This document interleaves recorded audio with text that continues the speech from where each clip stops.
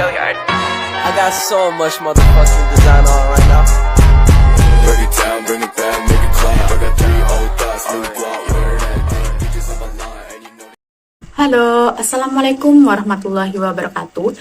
Perkenalkan, nama saya Wahyuni Tias dengan NIM 211882010092. Pada video kali ini, saya akan membahas sebuah topik dengan judul Citra Influencer dalam Bahasa Cyber.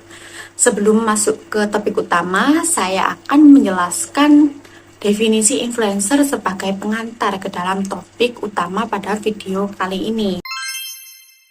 Influencer adalah seorang public figure yang memiliki banyak audiens atau followers di media sosialnya, serta mempunyai sebuah pengaruh yang kuat terhadap pengikut-pengikutnya. Influencer itu seperti selebgram, artis, blogger, youtuber, tiktoker, dan sebagainya.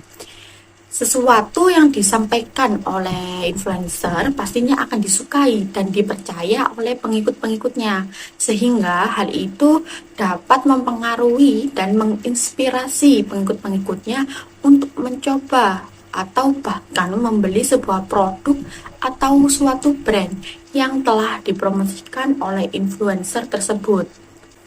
Jadi, dapat dipahami bahwa influencer adalah seorang public figure yang memang mempromosikan sebuah brand atau produk melalui media sosial, baik itu Instagram, YouTuber, TikToker, blogger, dan sebagainya. Hal itu dengan tujuan mendapatkan sponsor pada konten yang memang sengaja dibuat untuk mempengaruhi pengikutnya agar membeli produk atau brand yang telah dipromosikan.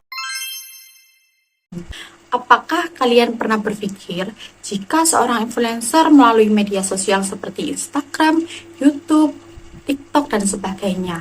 Terus apa bedanya influencer dengan selebgram atau bahkan YouTuber? Nah, mari kita simak penjelasan berikutnya. Seorang selebgram belum tentu seorang influencer, tetapi seorang influencer sudah pasti seorang selebgram. Karena selebgram itu belum bisa atau belum tentu bisa mempromosikan sebuah brand atau sebuah produk pada pengikut-pengikutnya. Sedangkan seorang influencer adalah public figure yang memang sengaja mempromosikan sebuah brand atau sebuah produk melalui media sosialnya. Maka dari itu, bisa dikatakan seorang selebgram belum tentu influencer dan seorang influencer sudah pasti seorang selebgram. Oh iya, selebgram itu hanya berfokus pada pembuatan konten-konten, namun tidak mempromosikan sebuah brand atau sebuah produk. Setelah membahas influencer, kemudian kita masuk ke topik utama kita, yaitu citra influencer dalam bahasa cyber. Dalam komunikasi, dunia digital biasanya dianggap sebagai tempat pencitraan diri yang personal, sehingga hal itu sangat memungkinkan bagi setiap individunya untuk membangun citra diri yang positif di masyarakat. Membangun citra diri yang positif di masyarakat itu bisa melalui media sosial atau platform digital lainnya. Media sosial itu bisa berarti Instagram, Facebook, TikTok, YouTube, dan sebagainya. Nah, maka dari itu seorang influencer dalam dunia cyber lebih memanfaatkan media sosial dan platform digital untuk mempromosikan sebuah brand dengan memperlihatkan citra diri yang positif melalui media sosial atau platform digital. Kemudian seorang influencer harus menggunakan bahasa yang jujur, transparan, sopan, menghargai orang lain. Hal itu bisa menjadikan sebuah nilai diri yang positif, agar pesan yang disampaikan dapat diterima dengan baik oleh lawan bicara atau pengikut kita atau pengikut dari influencer tersebut. Setiap individu juga harus memahami penggunaan bahasa dalam norma sosial dan budaya. Mengapa hal itu sangat diperlukan? Karena hal itu mencegah agar tidak menyinggung perasaan orang lain yang memiliki perbedaan budaya dengan kita. Pastinya semua orang memiliki budaya masing-masing yang tidak sama dengan kita. Karena di Indonesia sendiri mempunyai berbagai macam budaya-budaya.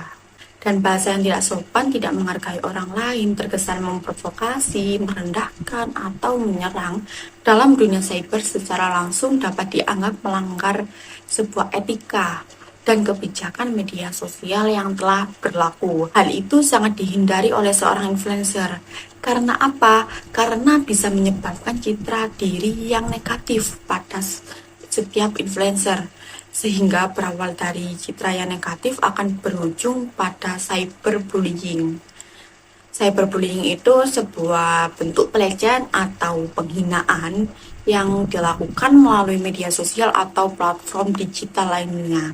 Pastinya sering kita jumpai pada komentar-komentar di TikTok, YouTube, dan Instagram yang bahkan untuk dibaca saja sangatlah tidak etis gitu.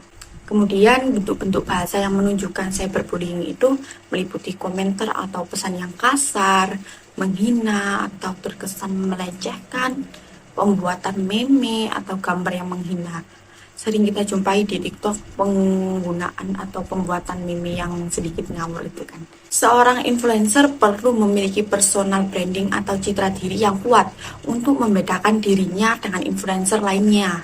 Karena ketika kita berbeda dengan yang lain atau karena ketika influencer berbeda dengan yang lain, hal itu menjadi nilai tambah, nilai plus atau ciri khas yang bisa menarik orang lain agar tertarik dengan brand atau sebuah brand yang telah dipasarkan oleh seorang influencer tadi.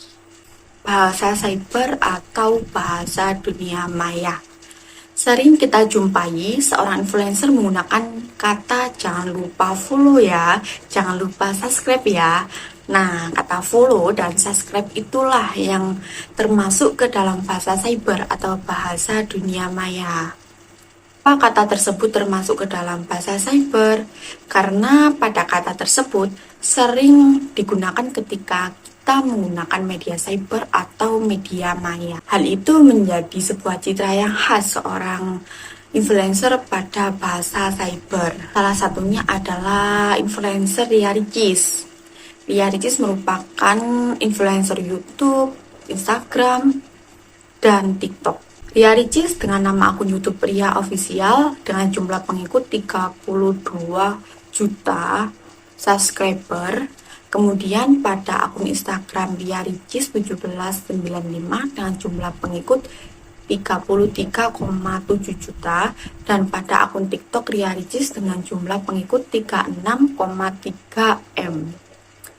Nama Ria Ricis ini sudah booming saat pertama kali mengunggah konten video koleksi mainan atau sekuisi yang pernah viral pada masanya. Seorang Ria Ricis ini membuat citra yang positif dengan ciri khas keislamiannya pada dirinya, dengan pakaian yang selalu islami dan perkataan yang selalu menyebut nama Allah.